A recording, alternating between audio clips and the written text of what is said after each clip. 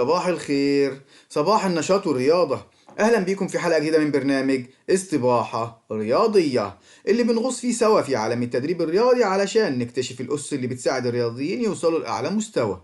النهاردة هنتكلم على الأساس السادس من مبادئ التدريب الرياضي، وهو أساس خصوصية التدريب.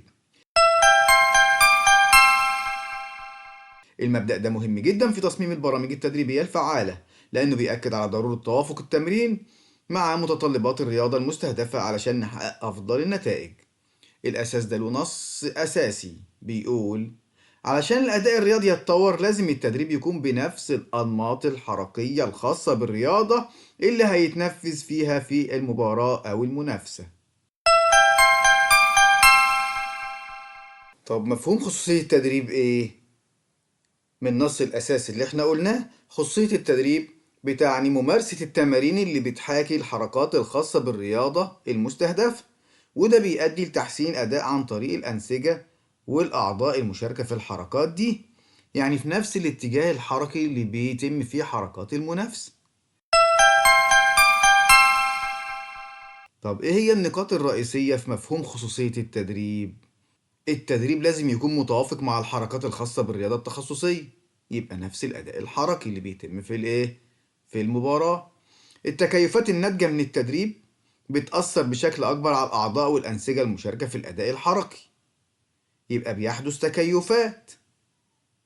المبدأ الأول قلنا أي تمرين لما بنشتغل عليه ويرجعوا الحلقة الأولانية اللي هو مبدأ التكيف. فيبقى إذن الخصوصية التدريب بتحدث تكيفات على الأعضاء والأنسجة المشاركة في الأداء الحركي. التدريب الخاص بيؤدي لتكيفات خاصة، يعني التدريب على التحمل بيحسن التحمل من غير ما يأثر على الرشاقة. وتمرين الجري بيؤدي من خلال العضلات اللي بتعمل خلال الجري، كما أن نظام إنتاج الطاقة اللي بيعمل هو الذي يكون سائد دون غيره من الأنظمة. ومن ثم فإن التكيف الحادث سوف يكون في نفس الألياف العضلية المشاركة في الأداء، ونفس المثال ينطبق على التدريب النفسي والذهني. إذن أساس الخصوصية بيحدث تدريب تخصصي بنفس الأنماط الحركية للرياضة التخصصية، يحدث تكيف تخصصي، وهناك خصوصية في تكيفات الأعضاء والأجهزة، ثم خصوصية في تكيفات الأداء الحركي، ثم خصوصية في تكيفات الأداء التفاعل النفسي والذهني. ونروح بقى على مستويات خصوصية التدريب الرياضي. خصوصية التدريب الرياضي للرياضات المشابهة زي الألعاب الجماعية والمنازلات وألعاب المضرب. يبقى إذن في خصوصية للألعاب الجماعية، يبقى الرياضة المشابهة لها خصوصية. طيب نروح للمستوى اللي بعد كده، خصوصية التدريب لكل رياضة منفردة. إذن كل رياضة بقى ليها خصوصية خاصة بيها. طيب نخش بعد كده بقى داخل جوه رياضة، خصوصية التدريب داخل جوه كل رياضة، زي في كرة القدم والألعاب الجماعية مراكز اللعب، أدوار اللاعبين في التنافس. يبقى إذن في حاجة عامة متشابهة ما بين الألعاب وبعضها. بعد كده كل رياضة لها خصوصية منفردة. جوه كل رياضة في خصوصيات زي مراكز اللعب، كل لاعب له مهام غير التاني. ونروح بقى على خصوصية التدريب داخل كل رياضة. لما نصمم برنامج تدريبي لرياضة معينة لازم نراعي العوامل دي علشان نحقق مبدأ الخصوصية، ولازم أضعها في الاعتبار. أول حاجة خصوصية نظم إنتاج الطاقة المستخدمة في الأداء الحركي لكل رياضة. يبقى الرياضات بتختلف في متطلبات الطاقة، بعضها بيعتمد على الطاقة الهوائية زي الماراثون، وأخرى بتعتمد على الطاقة اللاهوائية. عشان كده لازم نصمم التمارين بما يتناسب مع نظام إنتاج الطاقة السائد في الرياضة المستهدفة. خصوصية عناصر اللياقة البدنية المطلوبة لإنجاز الأداء الحركي في الرياضة التخصصية. يبقى كل رياضة بتحتاج لتطوير عناصر لياقة بدنية أو قدرات بدنية محددة. خصوصية المهارات المطلوبة للأداء الحركي، لازم نركز على المهارات الفنية وتطويرها الخاصة بكل رياضة، زي تحسين مهارات التمرير والتسديد في كرة القدم، أو تقنيات القفز في ألعاب القوى. خصوصية الخطط المستخدمة في الرياضة التخصصية، كل رياضة بتحتاج لاستراتيجيات وتكتيكات محددة، عشان كده لازم ندرب اللاعبين على تنفيذ الخطط المناسبة للمواقف التنافسية المحتملة. خصوصية الإعداد النفسي الذهني في الرياضة التخصصية.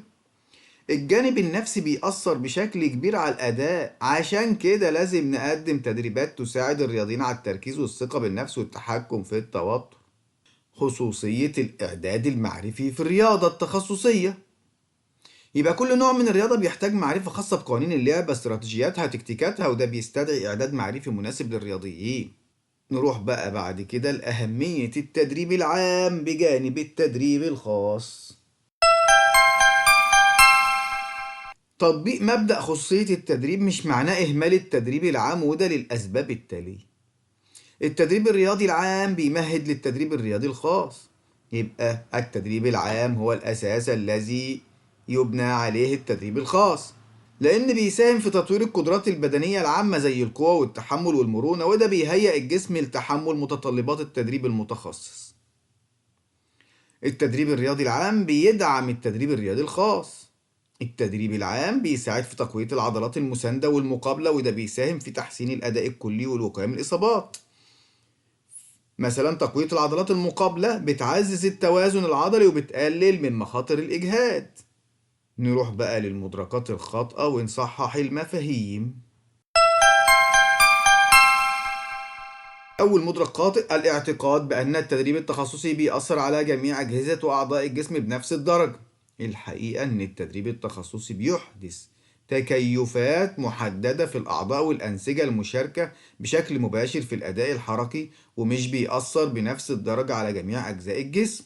تاني مدرك: الاعتقاد بأن التدريب العام بيؤدي لتكيفات خاصة بأعضاء وأداءات معينة. الحقيقة إن التدريب العام بيساهم في تطوير القدرات البدنية العامة، لكنه مش بيحدث تكيفات خاصة تتعلق بمهارات أو متطلبات رياضة معينة. الاعتقاد بصعوبة تنفيذ تدريب متخصص لرياضة معينة، ده المدرك الثالث. الحقيقة مع التخطيط الجيد والمعرفة الكافية ممكن تنفيذ تدريب متخصص لرياضة معينة بشكل فعال، وده بيحقق أفضل النتائج. وهنا نكون وصلنا لنهاية حلقة النهاردة. في الختام، مبدأ خصوصية التدريب هو أساس تصميم برامج تدريبية فعالة تتناسب مع متطلبات كل رياضة وكل دور داخلها. مراعاة هذا المبدأ بتضمن تطوير الأداء الرياضي بشكل متكامل ومناسب. إذا عجبتكم الحلقة ياريت لايك وشير للحلقة، وعرف زمايلك المدربين عشان ننقل معلومات علمية ببساطة وسلاسة. مع بعض هنكمل بعض. شكرا لكم على متابعتنا، ونشوفكم على خير.